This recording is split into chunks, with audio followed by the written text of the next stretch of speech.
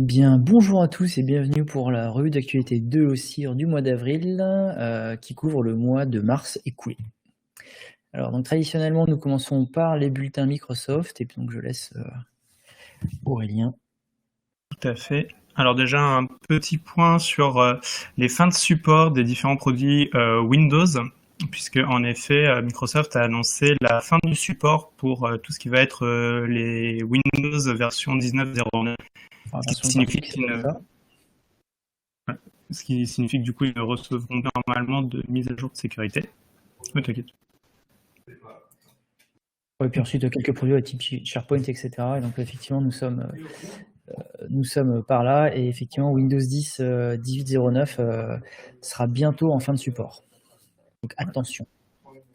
On en reparlera le mois prochain de toute façon, je pense. Alors parlons du coup je pense qu'on va passer à la suite. On va parler des vulnérabilités qui avaient déjà commencé à faire parler d'elles le mois précédent.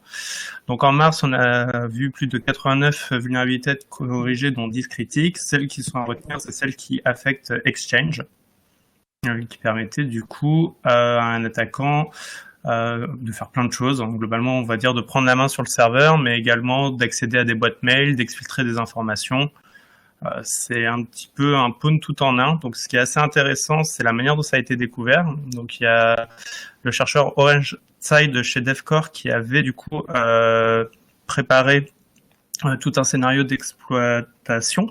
Sauf que, en fait, ces vulnérabilités ont également été découvertes, utilisées par des acteurs malveillants. Ce qui fait que du coup, il a, entre guillemets, loupé le bounty. Si on peut passer peut-être à la slide suivante. Cependant, en fait, dans le cadre du concours Pawn to Own, il semblerait qu'il ait réussi à trouver une nouvelle façon d'exploiter la vulnérabilité. Donc, ça, c'est quelque chose à suivre, potentiellement. Ce qui est aussi intéressant, c'est que du coup, il y a beaucoup de codes d'exploitation qui sont sortis. Les premiers qui ont été publiés sur GitHub ont été supprimés dans les heures qui ont suivi. D'après la réponse officielle, c'était pour éviter justement qu'il y ait des campagnes d'exploitation qui démarrent. Cependant, le code a été derrière réuploadé sur d'autres, on va dire, médias. Donc, un petit peu sous la forme d'un ce qu'on appelle l'effet stressant, c'est-à-dire qu'on essaye de cacher le POC, mais finalement, il est de plus en plus partagé. Là, les deux exploits que j'ai mis, le premier, ça permet de déposer un fichier arbitraire sur le serveur Exchange, donc potentiellement un web shell. Et le deuxième permet de récupérer la boîte mail d'un des utilisateurs. Alors notez, je ne sais plus si on l'a mis dans les slides d'après, mais que du fait du concours Pawn to Own, a priori, il y aurait 3 nouvelles exécutions de code à distance sur Exchange qui auraient été découvertes. En gros, c'est comme souvent en sécurité, c'est qu'il y a des périmètres comme ça qui sont ignorés pendant des années, et quelqu'un trouve un truc intéressant, et beaucoup d'autres chercheurs commencent à regarder, et les CVE pleuvent. Sachant que rappel, on doit à OrangeSide la plupart des campagnes d'exploitation sur tout ce qui est Citrix et Fortinet. Pulse aussi. Exact. On passe à la suite. Alors, la première est rigolote, c'est donc le mois dernier, nous avions c'est l'année dernière, je sais plus, non, c'est l'année dernière, une vulnérabilité IPv6 sur Windows qui permettait de réaliser un délit de service, mais qui n'était pas routable et qui était local. Cette année, elle fait encore mieux avec une vulnérabilité IPv6 routable et qui permet de réaliser un délit de service. C'est pas mal, c'est intéressant. On retrouve le vieux WinNuke des années 90-2000 qui permet de planter un Windows à distance. Et pour ceux qui aiment faire du mal à la bibliothèque Win32k, il y a un nouveau code d'exploitation qui permet d'abuser de la bibliothèque pour élever ses privilèges. Il y a un module Metasploit qui permet de le faire directement. Bon, les navigateurs, je pense qu'on va passer rapidement. Concernant... Ouais, tu veux... Concernant les 3 failles navigateurs, globalement sur Chrome, on a de la prise de contrôle du système, notamment via un use after free dans le module de capture d'écran. On a beaucoup de vulnérabilités sur Edge qui sont héritées du moteur Chromium. Et 8 vulnérabilités corrigées dans Firefox et Firefox ESR. Bon, globalement, on reste sur les dommages, on va dire, habituels, prise de contrôle, contournement. Et notamment, donc là, la vulnérabilité la plus grave était due à une lecture hors champ dans le moteur de rendu WebGL. Mais ce qui est intéressant, c'est les différents exploits qui sont sortis sur Chromium. Donc, il y a les chercheurs de Google qui ont publié une implémentation du code d'exploitation, de la vulnérabilité Spectre, qui permet en fait d'accéder à des informations via notamment de l'exécution spéculative. Et donc, ils ont en fait réimplémenté le code en JavaScript. Donc, si vous allez sur le site leaky.page avec un navigateur vulnérable, normalement, vous pouvez voir le code en action. C'est vraiment intéressant. C'est une bonne introduction au sujet. Et le deuxième, donc ça vient également de Pwn2Own. Il y a un exploit sur Google Chrome qui permet notamment de leaker une adresse mémoire et, si je dis pas de bêtises, d'exécuter du shellcode. Après, heureusement, étant donné que le navigateur exécute dans un environnement cloisonné, sandboxé, il n'y a pas d'impact direct sur le système, mais après on peut imaginer que ce soit chaîné, qu'on puisse avoir de l'exécution de code juste en visitant une page web. Les deux codes d'exploitation sont entièrement en JavaScript.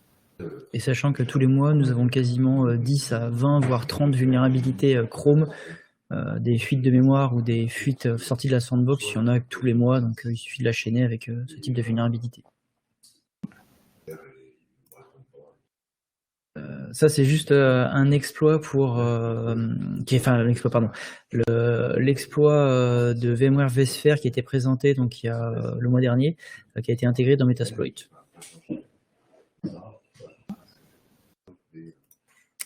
Ensuite, alors, grosse vulnérabilité sur le Bluetooth. Plutôt intéressant, donc une équipe de chercheurs de Google qui a trouvé beaucoup de vulnérabilités sur le Bluetooth. Elles ne sont pas toutes là, mais là ce sont les plus intéressantes qui, chaînées, permettent en fait d'arriver à une exécution de code à distance sans authentification. C'est-à-dire que vous vous baladez à côté d'un équipement sous Linux qui a le Bluetooth activé, vous pouvez exécuter du code. Chose étonnante, Android n'est pas vulnérable parce qu'ils ont leur propre implémentation Bluetooth. Mais vous avez donc, alors j'ai plus exactement les versions Linux, mais un grand nombre de noyaux Linux vulnérables.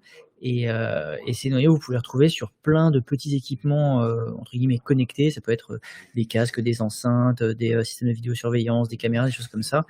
Donc en fait, vous avez une surface d'exposition qui est assez importante et surtout, souvent, ce sont des choses qui ne sont jamais mises à jour.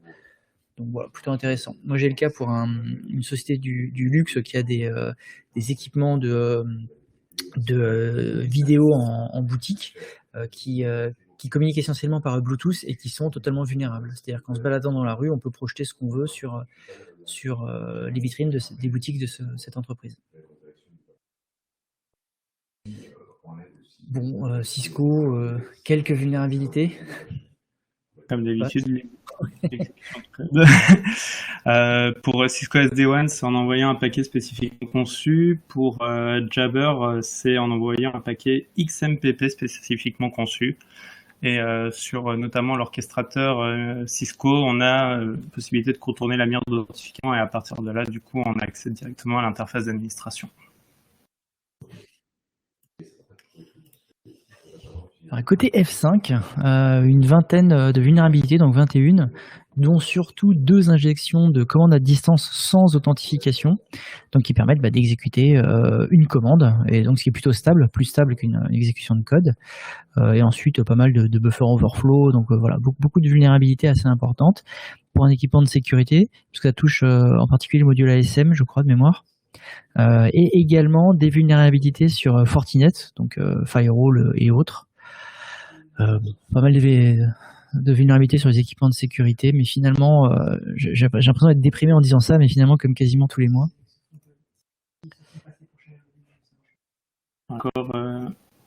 Encore des vulnérabilités au sein de SAP, notamment de l'injection de code, du contournement d'Authent. Encore une fois, rien de très très nouveau. Alors après, pour les équipements Dell EMC Open Manage Server, il y a un code d'exploitation en fait qui permet de récupérer des fichiers sur le système en fait en faisant 2 requêtes. Une requête vers l'endpoint login servlet qui permet en fait de contourner l'authentification. Et ensuite, via une requête sur download servlet, on peut télécharger un fichier qui est contenu sur le système. Voilà, petite stat du mois. Donc on continue à traquer qui sont les meilleurs, qui sont, on va dire, les développeurs les plus productifs en termes de CVE. Le top 3, qui est assez commun finalement, on a Google, Cisco, Microsoft. Donc avec quand même 227, 271 et plus de 300 vulnérabilités pour Google. Alors comme on le dit à chaque fois, ça ne veut pas dire que les produits sont complètement troués, ça veut juste dire qu'il y a beaucoup de personnes qui recherchent dessus. Et dans le cadre de Cisco, étant donné qu'ils ont beaucoup de, on va dire, de produits différents, ça justifie qu'il y ait beaucoup également de CVE associés. On attendra probablement le mois prochain pour voir Oracle faire un bond dans ce top 15 et on continue de toute façon à regarder.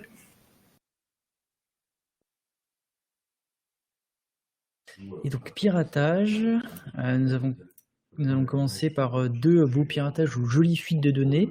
Donc la première concerne Facebook avec la publication de 533 millions de données personnelles de comptes. Donc vous avez le nom, le prénom, en général un numéro, enfin non, tout le temps un numéro de téléphone et en général un mail, mais pas tout le temps, et l'identifiant Facebook. Si vous avez un compte Facebook et que vous n'avez pas associé votre compte à un numéro de téléphone, théoriquement vous n'êtes pas dans cette fuite de données.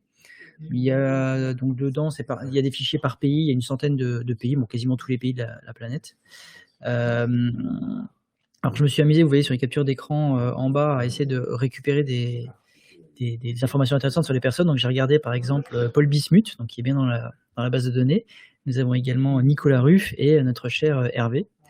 A priori, la fuite de données ne vient pas vraiment d'une fuite de données au sens le site a été piraté ou un interne a été piraté, mais plutôt d'un scrapping comme on le fait assez régulièrement sur du WhatsApp. En fait, lorsque vous avez un téléphone et que vous associez un numéro de téléphone à Facebook, il demande à accéder à votre carnet d'adresses pour voir si vous avez des amis qui ont Facebook à partir du numéro de téléphone. Et apparemment, les gens se sont amusés à générer tous les numéros de téléphone possibles de la planète, donc de tous les pays, afin de dire qu'ils étaient amis avec ces gens et récupérer les informations de ces personnes. Ce que je trouve surprenant, c'est que quand on est en contact avec un contact Facebook, Facebook vous fournit toutes ces informations de nom, prénom, il y a la date de naissance, il y a le lieu de naissance, l'entreprise. Je suis assez surpris. Donc Facebook a communiqué en disant que c'était connu en 2019 et que ça avait été la problématique avait été bouchée. Et alors leur réponse sur la raison pour laquelle ils n'ont pas communiqué plus largement, c'est qu'en gros, il y a tellement de partage des données des utilisateurs Facebook et il y a tellement de fuites de données que finalement ça arrive tellement souvent qu'ils vont pas s'embêter à communiquer tout le temps. Ce qui est rassurant. Alors 500 millions, c'est pas beaucoup, donc 1 milliard, c'est quand même mieux. Donc il y a une publication récente sur donc le forum Red Forum d'une personne qui vendait 1 milliard de comptes et données personnelles d'utilisateurs LinkedIn. Vous avez surtout 520 millions d'utilisateurs et apparemment 500 millions de données associées à d'autres utilisateurs. Ce qui est pas mal, vous avez le lien pour accéder au poste de la personne. Donc là, c'est la surenchère des fuites de données.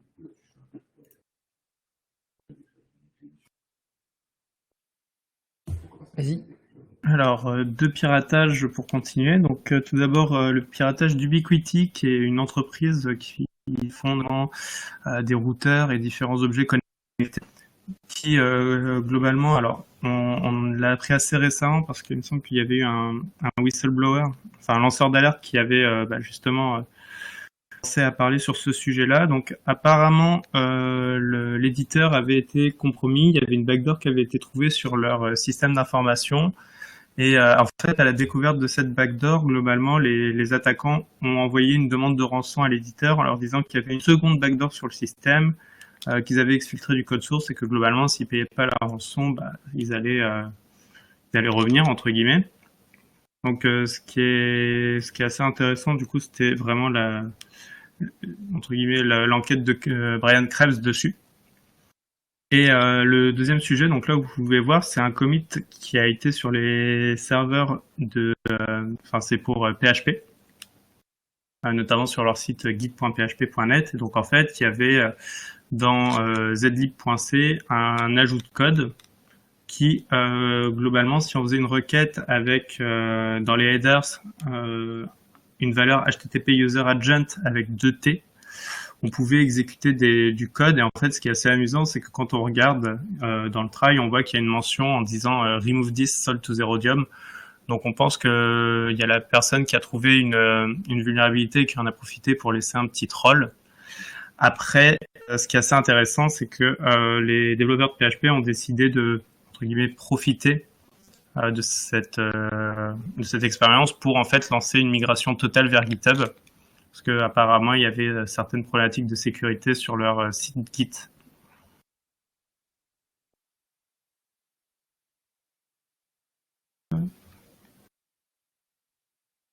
Ensuite, sur tout ce qui est piratage, le CISA a lancé un peu l'alerte finalement sur une nouvelle campagne d'attaque sur les applicatifs Fortinet. Hein. Comme vous pouvez voir, c'est l'exploitation de vulnérabilités qui remontent pour certaines jusqu'à 2018. Donc, elles permettent notamment de contourner l'authentification, de récupérer des informations, je crois, sur les sous-réseaux et globalement de prendre la main.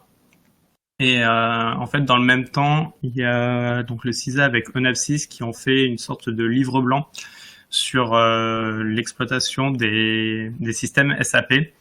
Et finalement, le chiffre à retenir de ce rapport, c'est que entre le moment où il y a un patch et le moment où il y a un code d'exploitation, des fois, ça peut être simplement 72 heures, donc 3 jours. Donc, il faut avoir ça impose quand même une vision du patch management assez agile, puisque globalement, 72 heures pour appliquer un correctif pour ce genre d'applicatif, ça relève un peu de l'exploit.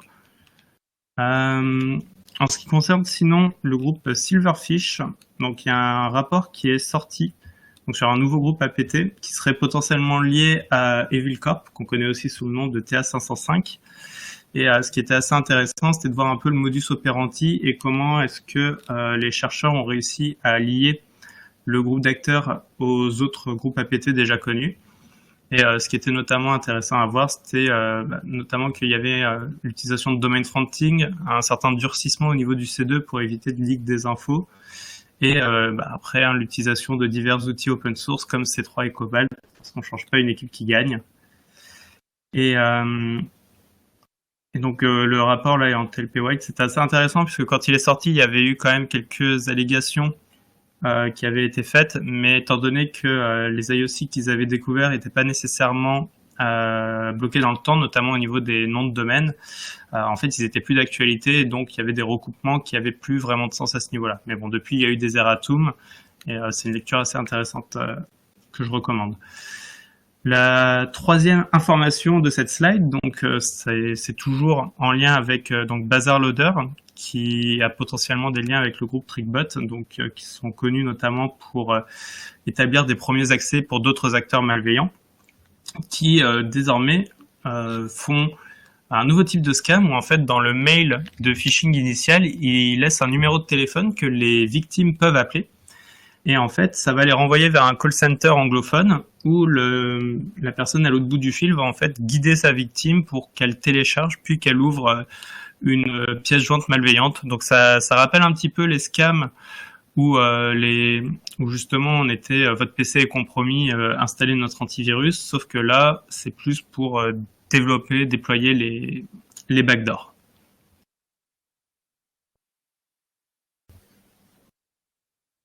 On va enchaîner. Ça c'est le slide qu'on pourrait appeler c'est plus le slide ransomware, c'est le slide reveal. Exactement, puisque ça a été un mois assez prolifique pour Reveal. Tout d'abord, donc il y a Cataline Companou, aussi connue sous le nom de Campus Cody, qui a fait une interview de Revolt qui était assez intéressante, où il parlait notamment des motivations et des aides du groupe, enfin de ce que fait le groupe. Globalement, leur objectif, hein, bien sûr, c'est purement monétaire. Quelque chose qui a été assez intéressant, c'est qu'on leur a demandé ce qu'ils pensaient des cyberassurances. Et globalement, les acteurs de chez Revol ont dit que c'était une sorte de pain béni, puisque si jamais ils compromettaient une cyberassurance, eh ben, ils pouvaient derrière récupérer une nouvelle liste de cibles qui était assurée et qui serait donc plus enclin à payer. Ça n'a pas loupé. Quelques jours après, on a vu notamment que la cyberassurance CNA avait été compromise par le groupe Revol. Et donc, parmi les autres, finalement, on va dire faits d'armes, si on peut appeler ça comme ça, du groupe, il y a eu la compromission de Pierre Fabre avec une demande de rançon de 25 millions d'euros, je crois, et la compromission du fabricant de PC Acer, avec là une rançon de 50 millions. Et aussi, chez nous, donc il y a la ville de Douai qui a été attaquée par un rançongiciel. Et donc il y a eu une communication du maire assez intéressante sur YouTube avec une vidéo. Il explique la situation de sa ville avec les différents services fonctionnels ou pas.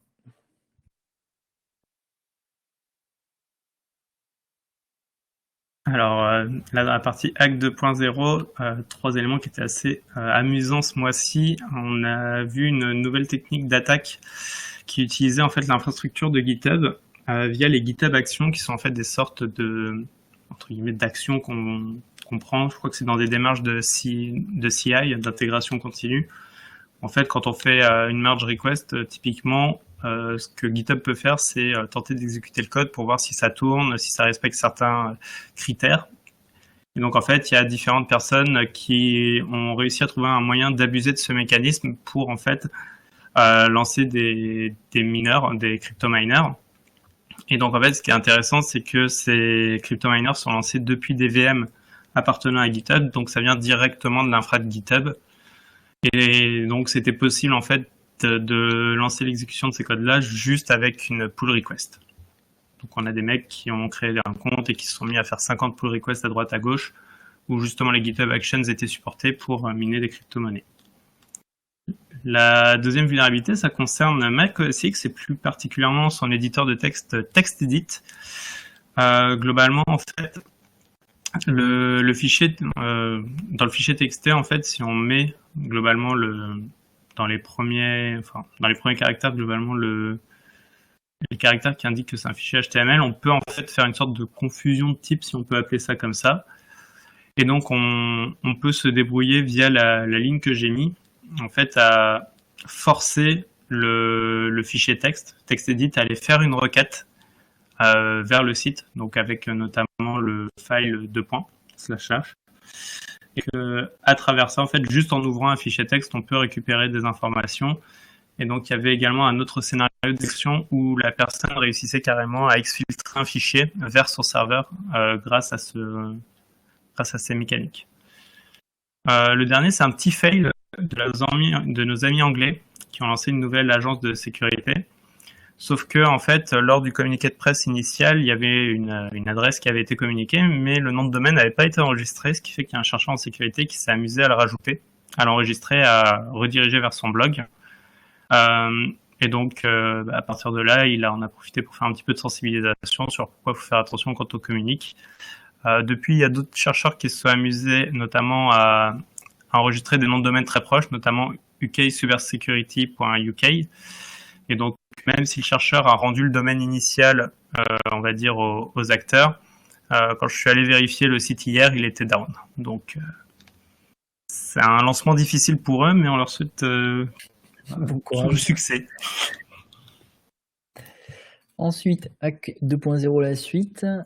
Si vous avez l'application Signal, théoriquement, vous avez reçu un message de Chloé ou peut-être d'Élise ou Nathalie ou éventuellement Brigitte. Et donc vous avez le type de message sur la droite là. Donc c'est une attaque qui a lieu depuis quelques semaines, principalement depuis des numéros de Lika Mobile. Et l'objectif, c'est juste d'essayer de récupérer votre adresse mail et ensuite de vous envoyer vers des sites pour faire du sexting ou des textos, des SMS sexy, des choses comme ça, et puis un peu de porno. Donc, voilà. Il n'y a pas d'attaque a priori de compromission de device suite à cette attaque, enfin, pour l'instant. Il y a eu la même chose sur des faux messages d'Amazon également sur Signal.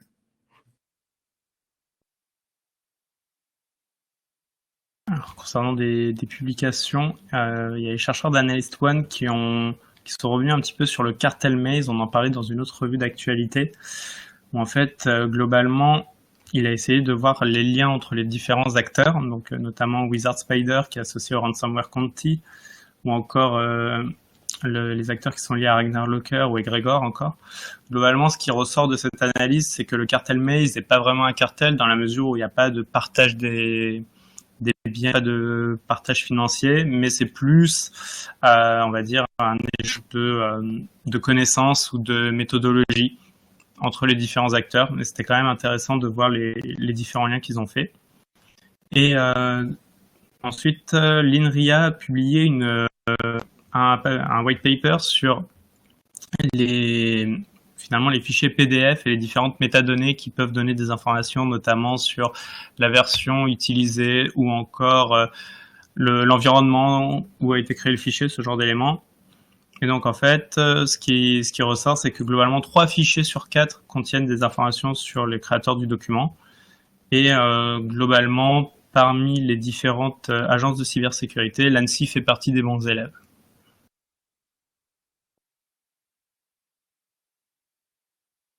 Alors, concernant les outils de ce mois-ci, pour ceux qui font du threat hunting ou qui utilisent notamment des règles Yara, il y a un gestionnaire de règles en ligne de commande, si vous voulez, donc qui passe via le paquet Python, qui vous permet de voir rapidement quelle est la règle qu'il a créée, le TLP qui est associé, donc finalement les conditions de partage.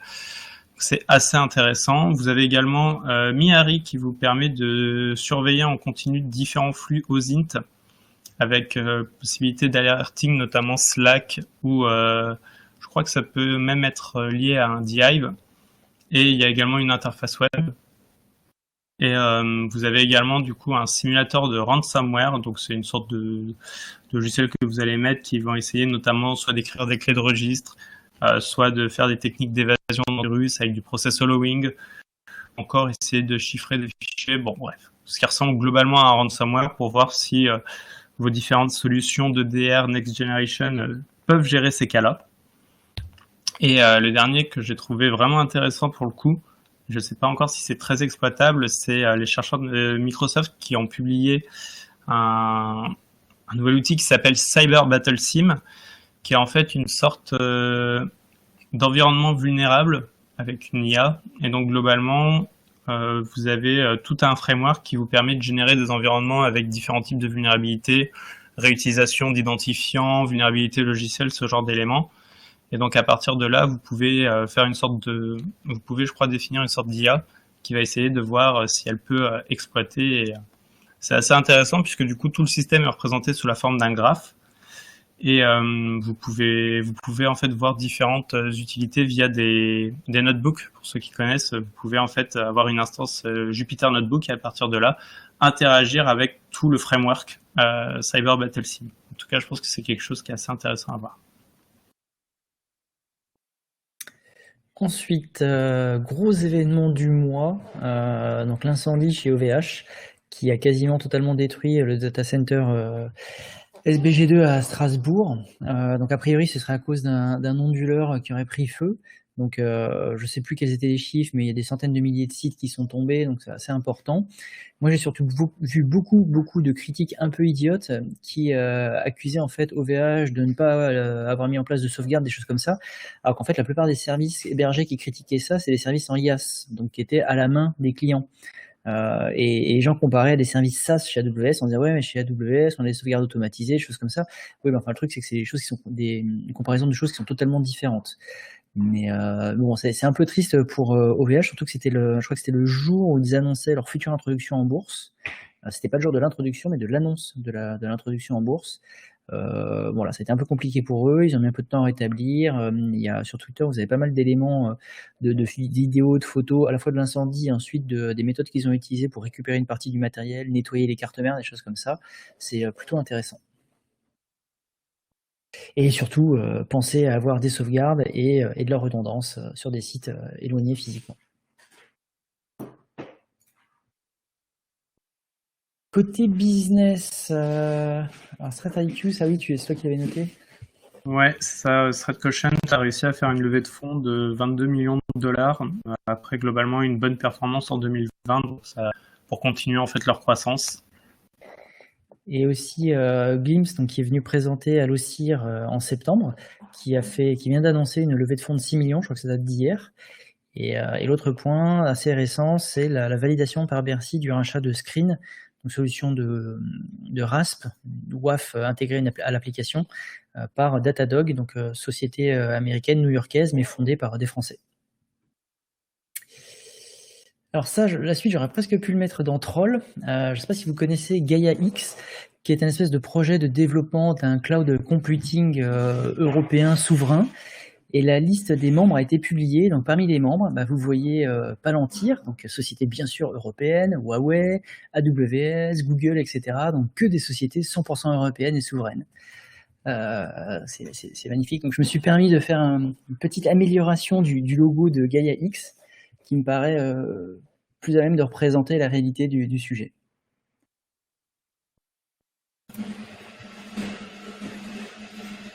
Alors, concernant la suite, alors je suis pas un expert RGPD, mais il me semble que c'est légèrement borderline. Mais globalement, Webedia fait une sorte d'expérimentation où globalement, quand vous tentez d'accéder à différents sites, en fait, on vous demande soit de payer 2 € pour accéder au site et pas avoir de cookie tracking, soit d'accepter tous les cookies et d'accéder gratuitement. Donc globalement, la CNIL indique que par rapport justement au consentement éclairci et non forcé, globalement ça a l'air d'être un peu complexe. Mais le Conseil d'État a justifié que c'était légitime comme traitement, même si après ils ont indiqué qu'ils ne s'étaient pas prononcés sur le fond. Il y a la Commission européenne de protection des données qui, elle, serait plus d'avis à dire que c'est un traitement illégitime. En tout cas, pour l'instant, ils se sont pas fait taper sur les doigts.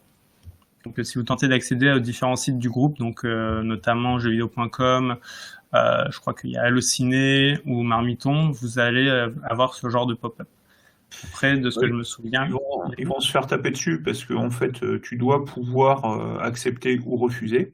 Ensuite, que eux ils disent si tu refuses, dans ce cas-là, tu n'as pas accès au site, c'est possible. Mais ils peuvent pas dire soit tu payes, soit tu acceptes les cookies, puisqu'on doit pouvoir les refuser. De toute façon, c'est bientôt fini les cookies. Oui, ça sert à rien. Donc la CNIL ferait bien d'arrêter avec ces politiques de cookies, à part. C'est parce que bientôt le standard cookie va disparaître. Oui, bien sûr, mais en plus, ça rend le web inutilisable, alors que tout le monde maintenant surveille autrement. Donc, mais oui, enfin Google a prévu d'arrêter le support des cookies dans Chrome. Alors je sais plus dans quelle version, mais assez prochainement.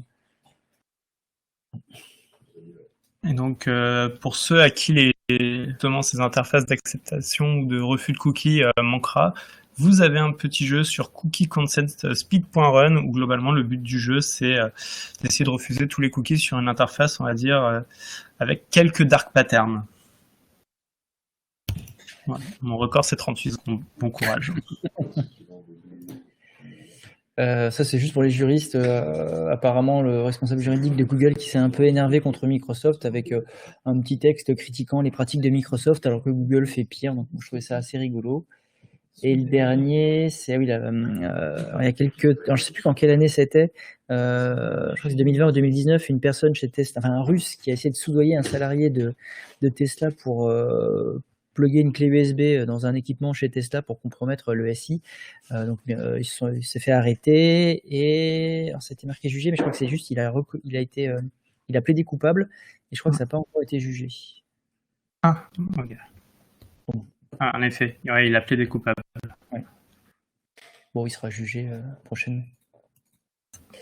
Conférence. Alors, conférence passée, vous avez eu le FIC virtuel bêta durant la matinée du 7 avril. Et pour les prochaines conférences, donc vous avez le hack fin juin, STIC qui cette année sera en distanciel, STIC 2022, donc qui sera au château de Versailles. Je vous recommande de lire la publication sur le sujet, c'est très très drôle. Ensuite, le vrai FIC virtuel, alors j'ai fait une faute, ce sera début juin. Le hack, il est annulé. Hein. Le hack, c'est annulé ? Le hack est complètement annulé et reporté à 2022.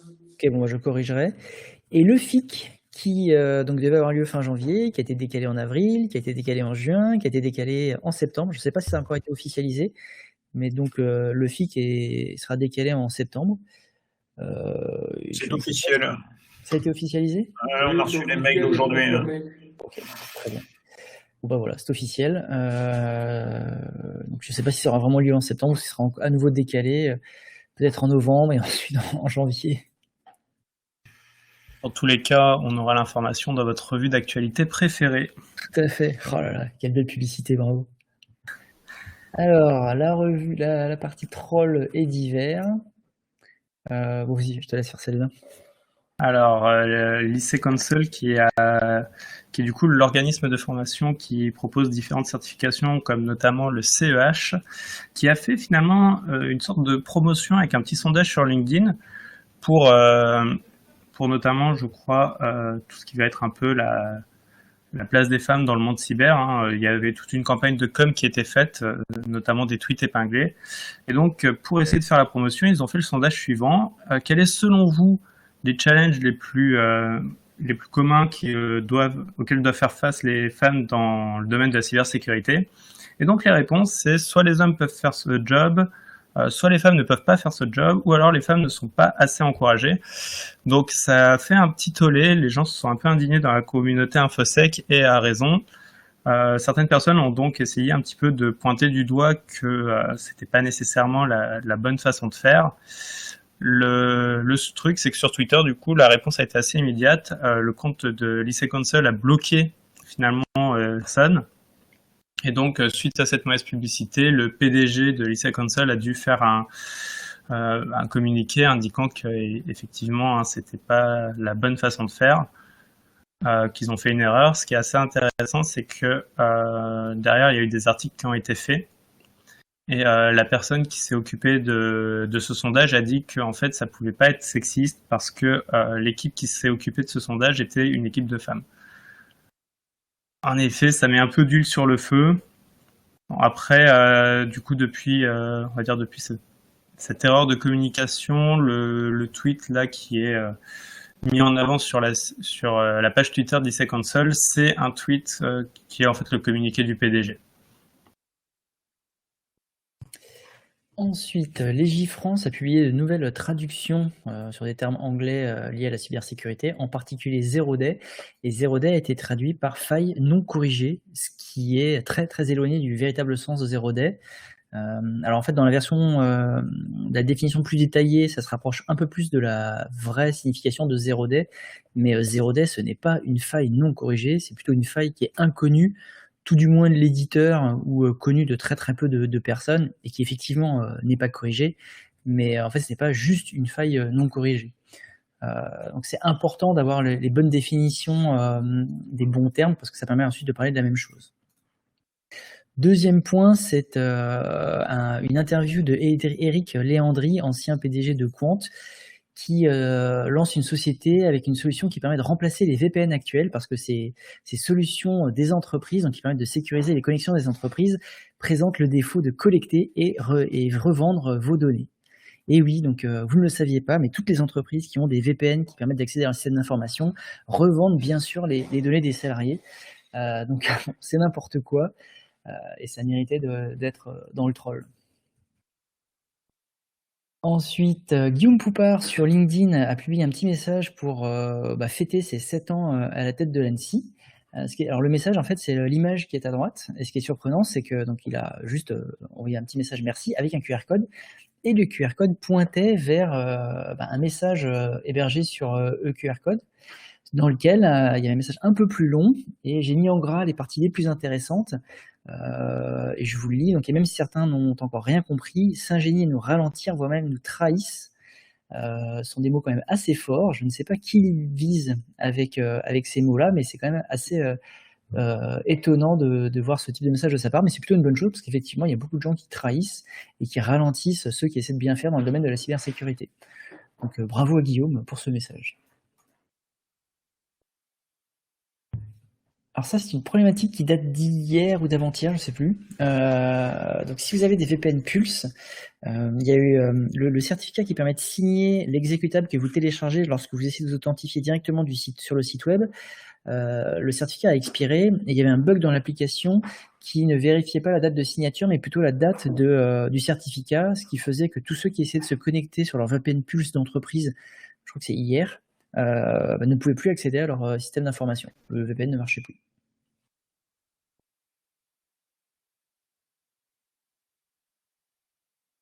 Alors, concernant celle-là, c'est encore un peu triste. Donc, on parlait il y a 4 mois de la fin du support de Flash. Alors, c'est pas parce que malheureusement c'est plus supporté que c'est plus utilisé. Donc là, vous voyez sur le site du Sénat américain, si vous vouliez accéder à l'une des séances, il fallait installer Flash Player version 9. Donc voilà, ça permet, je pense, pour ceux qui sont encore nostalgiques de cette époque, de revenir en arrière. Alors ça, je te laisse la faire, ça. Bloomberg, qui est le Voilà, bureau donc américain. Bloomberg qui est finalement notre fournisseur de punchline un peu pété. On avait notamment eu le droit au big hack chinois où on avait des micros qui étaient cachés, qui faisaient même pas la taille d'un microprocesseur. Cette fois-ci, on a le droit au hack de comment ? Plus petit qu'un grain de riz, je crois, sur les photos, ils comparaient ça. Oui, tout à fait. Ouais, encore plus petit qu'un grain de riz, ouais. Donc là, on a le droit au hack qui commencera la Troisième Guerre mondiale, notamment le hack François Ferdinand, comme c'était impliqué.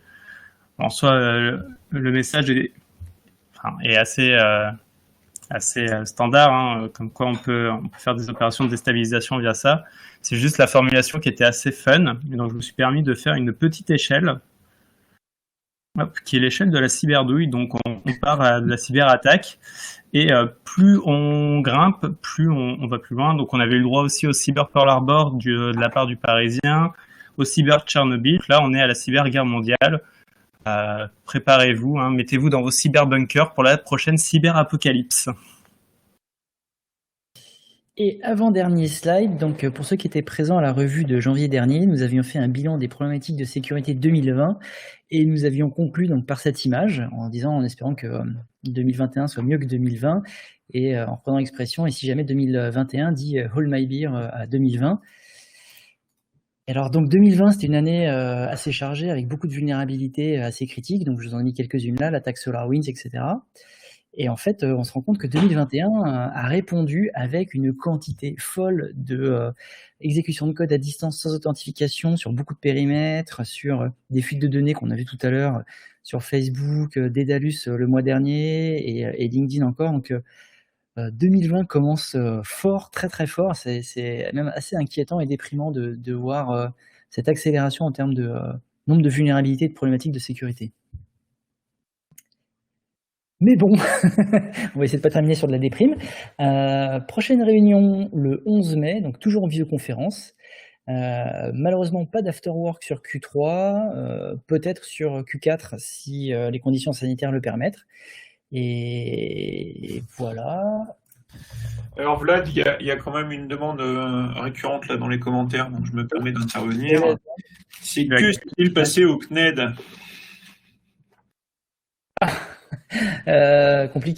Compliqué parce qu'en fait, effectivement, il y a eu un gros déni de service de l'infrastructure. Le ministre a communiqué en disant que c'était les Russes et les Chinois. Toute la communauté sécurité s'est insurgée en disant mais non, c'est pas vrai, c'est juste qu'il y a eu beaucoup trop d'étudiants.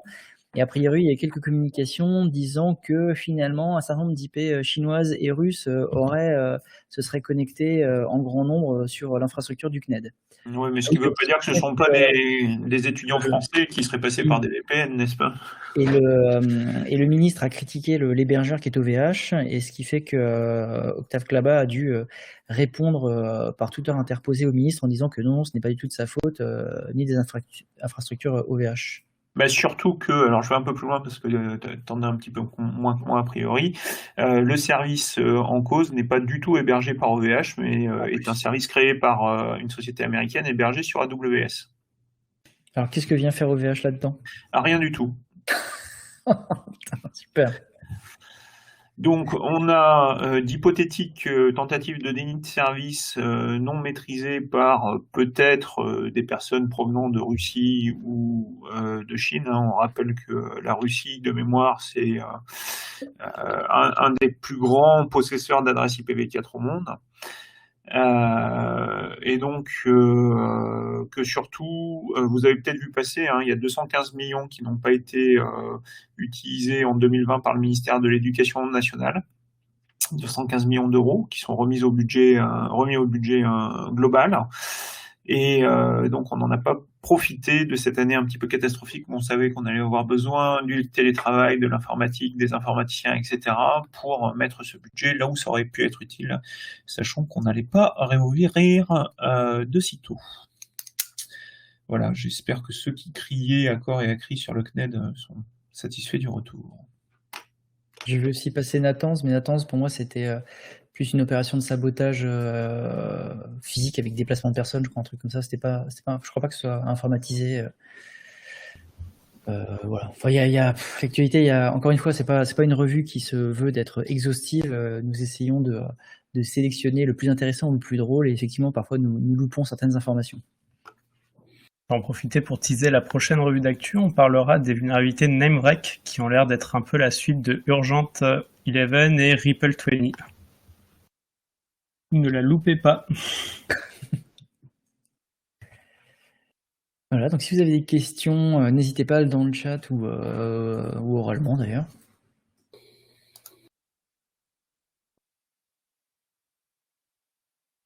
A priori, pas de questions.